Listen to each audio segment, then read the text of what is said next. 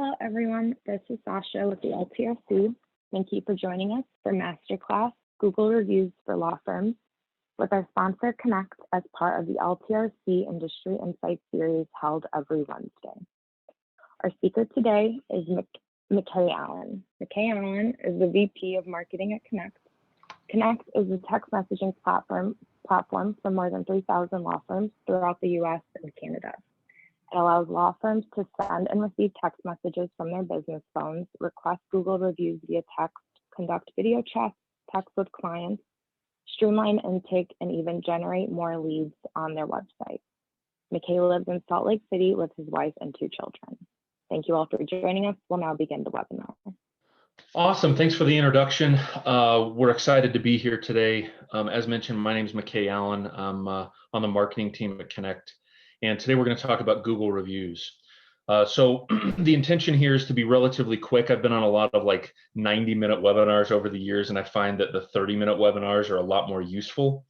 So we'll try to be quick today and keep this presentation 25 to 30 minutes-ish, and then take your questions. If you have questions, as was mentioned, just type them in and we'll make sure to address those. So first, we're going to just explain a little bit about who Kenect is, and then we'll actually talk about some best practices relative to Google reviews specifically. So first of all, Kenect is a text messaging platform really built for law firms throughout North America. We have about 3,500 law firms that use Kenect, adding a lot of new law firms every single month who use us. And essentially what we do is we take your main firm phone number and we make that number textable. So you can still receive phone calls from that number, still make phone calls from that number, you still own that number, all that stuff. We just make it so that number is textable as well. This allows you to communicate really efficiently with your clients and prospective clients, allows you to generate new leads, because if given the choice between texting, filling out a contact form, or making a phone call, your clients are going to want to text you. You can also conduct video consultations as part of the initial intake process, and then drive online reviews, which is what we'll talk about today. We're integrated with the following case management systems. We're really involved with these integrations. They're really important to us. Okay, how does this work? Two-way texting for your law firm, so you don't need to give out your personal phone number anymore. I've heard stories from every single attorney I've ever talked to who has a horror story about giving out their personal cell phone number. This removes the need for you to do that and gives you the ability to send and receive text messages without having to give out your cell phone number. As I mentioned, web leads straight from your website, virtual video chat for virtual consultations, and online review generation. Why texting? 89% of your clients say they would prefer to interact with a business via text messaging rather than a phone call. So that's a significant number. 98% of all text messages are open. Compare that to email, which is like 10%. 96% of legal clients find phone calls to be disruptive. I would even bet that half of you are texting somebody right now. It's just how we communicate with one another, right? I'm in as I look at my phone, I'm in 3 different text groups that are constantly going. I've got a college roommate text group. I'm on one with my siblings and all of our spouses. It's just the way we communicate, and it's the way that your clients would like to communicate with you. You avoid the phone tag mess when you're trying to tell somebody about a new hearing date or something and what you need, more paperwork or evidence from them. You remove that when you're texting, because they can communicate. They can text in a meeting, they can text when they're at dinner. They don't need to step away and make a phone call and you play phone tag for 2.5 days till you get your answer. That goes away. The top 8 ways firms use Kenect. It's really interesting. The most common reason firms initially sign up with Kenect is because of intake. It makes their intake process far more streamlined, helps them to validate cases more efficiently. And then once they are using us for that, they find that we have video chat, review generation, they get more leads, they're able to send photos, videos, attachments. So it becomes a really robust system for them. This is how it works. You simply log into the Kenect texting platform. It functions a lot like an email inbox. So you send and receive text messages from this platform. We have a mobile app where you can do the exact same thing on your smartphone.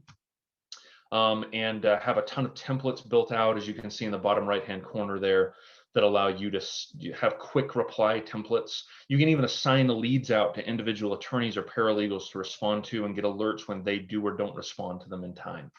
So with that, let's talk Google reviews. I told you that'd be a couple minutes. We were on time there, so we're good. All right, Google reviews for law firms. Let's dig into this a little bit. First of all, let's just do some baseline foundation building. What are Google reviews and why do we focus on them so much? So your clients, but also really anybody using Google can review your business and leave a star rating. So anybody can. Anybody with a Gmail address can go onto any business's Google My Business page and leave you a review or a rating. So Google does no verification. They do not attempt to verify to ensure that this person is your actual client. So I could go on with a Gmail address and leave reviews at any of on your law firm's Google My Business page. Now, these reviews can be just star ratings. They can leave you a star rating from 1 to 5. They can also leave you lengthy reviews. They can leave you short reviews. They can leave you no review. And there's nothing more frustrating than getting a 1-star review with no, or 1-star rating rather, with no review, and you don't know what on earth happened and why they left you that review. So Google does really no effort to ensure that they're your actual client. I want to be very clear with that. Why do reviews matter? 93% of your clients say they use reviews as the first step in choosing a law firm. 91% say they trust online reviews as much as they trust personal recommendations. And here's the crazy part with this one. If we would have done this webinar 5 years ago, say 2016, same day 2016, these numbers would have been in the high 50s, not the low 90s. These numbers would have been 58% and 61% or something. So that shows you how important this has become and how it is really vital. I will even go so far as to say that I believe the single most important thing that you can do in terms of marketing is getting Google reviews. Now, why are we so focused on Google reviews specifically? Because there's lots of other places you can generate reviews. The reason is simple. 91% of Americans go to Google when they look for a business. They don't go to Facebook. They don't go to any of the other legal review websites. They go to Google. That's where they start their search for a law firm. That's why Google reviews matter. Now, Google determines their overall rankings partially by ratings and reviews, but they determine their Google local rankings entirely, 100% by reviews and ratings. So the order in which your firm is listed, when someone searches personal injury firm in Houston, the order in which those firms are listed is entirely determined by the number of reviews and the quality of the ratings that you have. So here's an example. It looks like personal injury attorneys in Columbia, South Carolina was the search here. The reason that matters is because most people, 50% or more, click that first listing, and 98% click the top 3. So if you're not showing up in the top 3 there, you will not get clicked. And you don't exist if you don't get clicked by Google searchers. Most consumers won't even look at a law firm with less than 3 stars. And the data I just mentioned, the top listing receives around 50% of the total clicks. 98% of those clicks are in the top 4, sometimes top 3, depending on device size. So if they're searching on a tablet or on a desktop, you can get to 4, where 98% of the clicks are. But if you're on an iPhone or an Android device, it's usually just 3 results show up, and 98% of the clicks are going to be in those. So to be very clear, Google rankings for local businesses, when the map appears, so the Google map listings, are 100% determined by the star rating and the number of reviews. And if you're not in the top 3 or 4, you will not get clicked. That's why I say reviews are the single most important marketing activity that you can engage in. All right, what do potential clients want to see in your reviews? Why do they, what are they looking for? I'll focus on 2 bullet points on this slide. The first is quantity. A minimum of 50 reviews is necessary. 150 plus is ideal. People just want to see that you are a serious business, that you have had a lot of clients, and that you have a lot of people who have opinions about you. And more important, frankly, is that Google wants to see that. For Google's algorithms to really realize that you're a real business, you've got to have 50 reviews. And then the other one I'll focus on is recency. So Most of your clients disregard reviews older than about 90 days. They don't read them. And if they do read them, they disregard their importance. Now, why is this? It's because people want to see something that was really recent that will give them an idea about what's going on at the firm right now. They don't care if you were a great firm 5 years ago. What they care about is that you're great now. Now, what happens sometimes is you'll get off a webinar like this and you will say, we've only got 23 reviews. We should go get a bunch more. And so you will go to the other folks at your firm and you say, okay, we're going to do a review blitz in the month of May. We're going to go crazy and get a ton of reviews. And so everybody at the firm will leave a review themselves. They'll have their kids do it. They'll have their spouses do it. The guy they golf with, the lady they run with, like they are going to have everybody leave reviews for your firm. Now, in theory, that's great. And you get 80 reviews in May and everything's fantastic. The problem with that is twofold. Number one is you actually didn't build a process to get reviews. You just did a blitz for 1 month and you got a ton of reviews. So in 90 days, guess what? You have a bunch of old reviews again. The second thing that's wrong with it is Google does have methodologies to spot unnatural behavior with reviews. So if you go from getting 4 reviews a month to getting 83, and all those people have the same last name, they're going to think those are not organic, and they're going to either remove them and then potentially penalize your listing and remove your page authority. So there's a lot of things Google can do there to punish you for that sort of behavior. So keep that in mind. You've got to have a process for getting reviews and not just do a blitz for 1 month and get your reviews for the year. It won't work for the reasons I mentioned. Okay, let's talk about how you get more reviews. And then we'll talk about how to deal with negative reviews before we conclude. All right, so number one is have an internal process. This is really important and is something that's often overlooked. We recommend having a written down process for how do you get reviews. Make sure everybody knows what this process is. And here's what I mean. At what point in the case management cycle do you ask for the review? Is it after a really great hearing halfway through the case? Or a fantastic meeting when they love their attorney? Is it then? Is it after the case is resolved, but before they pay you? Little things like that matter. Is it after everything's resolved and there's a positive resolution? Like, when do you ask? What is the process for getting that review? Second is have an internal owner. You can have the best process in the world, but if someone inside your firm does not own the process, it's not going to work. So have an internal owner for that process. Now, this does not need to be, there's no right answer for who it needs to be. Just have an owner, have somebody who's in charge of it. At some firms, depending on your size, it's a marketing person. Sometimes it could be an external marketing agency. Sometimes it's an office manager, receptionist type person. Sometimes it's the attorney or the paralegal who works specifically on the case, and everybody's in charge of getting their own. It doesn't matter who it is. What matters is that you have someone who's in charge of it. And then the second piece here is make sure that they're compensated for it. Like if you're saying, look, we need 30 reviews a month, 20 reviews a month, whatever it is that your firm can get, and you get that number, throw that person an extra $300 or $400 that month because they hit that number. Do that and you will see reviews go up. And then the final piece here, and I will totally admit that we're biased because we're a texting platform. So, beware of that bias, but the data also backs us up, is use texting, not email. Now, here's why I say that. Most firms, when they ask for a review, they will do one of two things. During the last phone call, video call, office visit, they will say, hey, would you go and leave us a review? And then the person hangs up the phone and they never think about it again. Or the second thing they will do is they will send an email that says, hey, hope you had a great experience working with us. Our attorney, Jim, sure loved working with you. Go here and leave us a review. Those are not bad things, but they just don't work as well. So if you send an email, and this is real data, this is not like made up, this is real. If you send an email, you will get about a 1% response rate for reviews. You will get a review 1% of the time when you ask for it on average. And the math is simple, right? If you're sending an email, you're probably getting a 10 to 12% open rate. Of the people that open, you're getting about 10 to 20% of those who click on the email. Of those who click, only about half are going to do the thing that you want them to do.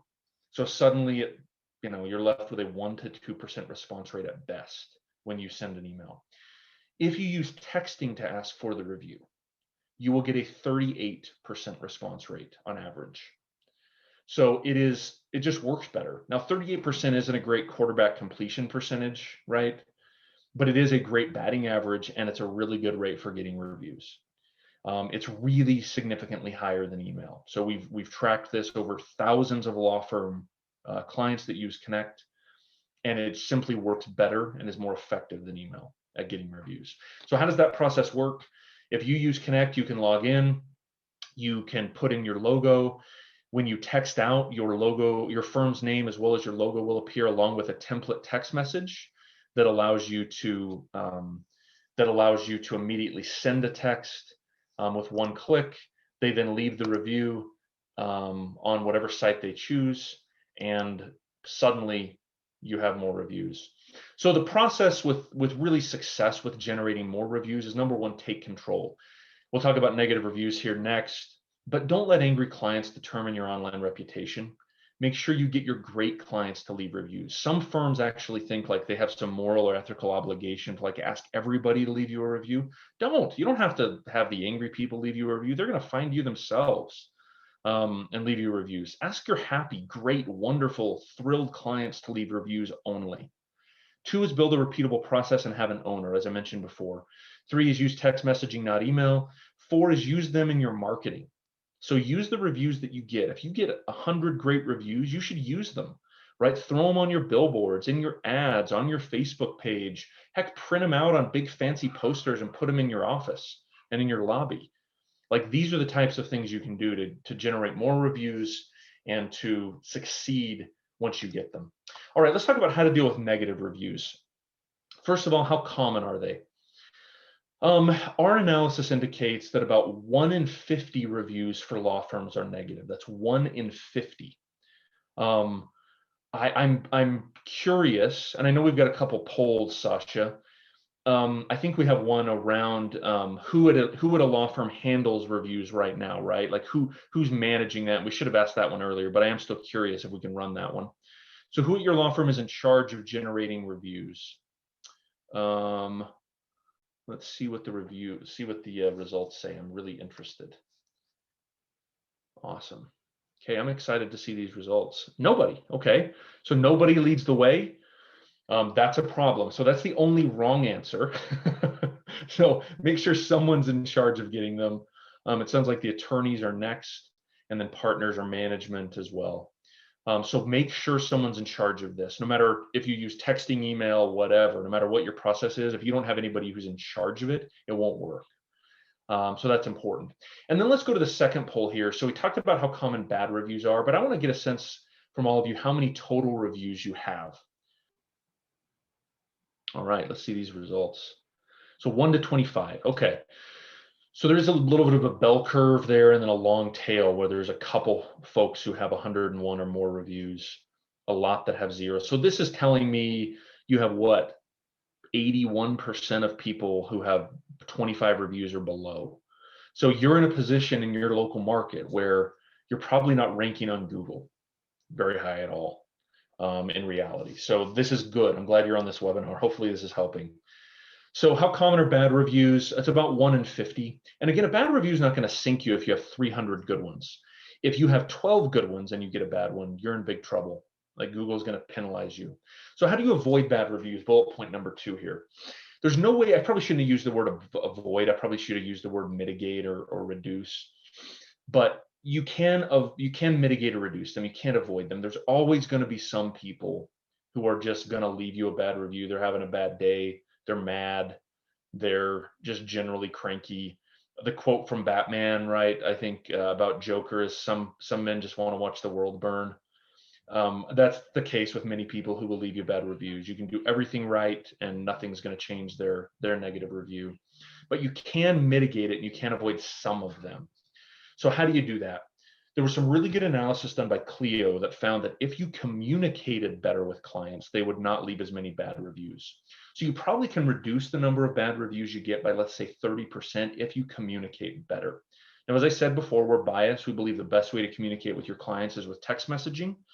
So if you're texting clients case updates, hearing time updates, changes in their case, about meetings with the opposing counsel, about new evidentiary needs or paperwork needs, if you're texting them those things and not playing phone tag, they are less likely to be surprised by something and leave you a bad review.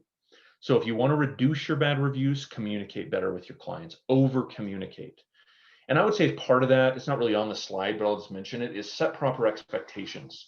Like many people, frankly, don't know anything about your profession. And so they expect to have their attorney basically on call for them 24/7. And they're disappointed and frustrated when that doesn't happen. All right, what not to do when you get a bad review? You should not do the thing that you want to do, which is jump on Google and give them the business. You want to light the keyboard on fire with your righteous rage and tell them why they're wrong. Don't do that. It will just make the situation worse. Remember this, your audience when you leave the reply to the review is not the person who left you the bad review. It's the 5,000 people who are going to see your reply in the next month. That's your audience. So make sure that you don't reply in rage when you get a bad review. What should you do when you get a bad review? You should do two things. The first thing that you should do is go talk to the department or the person the review is about and figure out what on earth happened. You've got to get to the bottom of the situation and get the facts out before you respond. So talk to the person internally that the review is about. You might find that you guys did mess up, that the attorney didn't do well in some situation, or that they were not communicated with effectively, or that they were treated poorly. You may find that out. And that allows you to fix things internally. And then once you have that information, you should reply to the review. Now, how do you reply? You should go to the review and say something like, wow, I'm sorry that happened. That sounds really frustrating. I'm sorry you're frustrated. I understand why you're frustrated.